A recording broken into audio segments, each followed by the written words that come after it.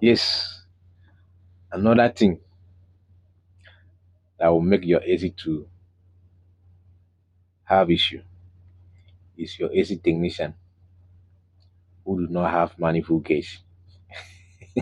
Yes, manifold gauge is the eye of the air conditioning system. With that manifold gauge, you will not know what is happening internally. You will not know the right pressure. So if you have a AC technician that is not using manifold gauge to recharge your system, to put gas in your air conditioning system, please run away from that AC technician. It's going to spoil things for you. This is called manifold gauge.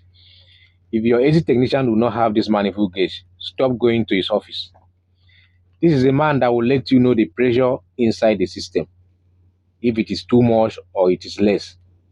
So without this system or without this manifold gauge, you will not know the quantity of refrigerant that is inside your AC system, and that will cause issue to your compressor. At the end, it will put you in expensive repairs.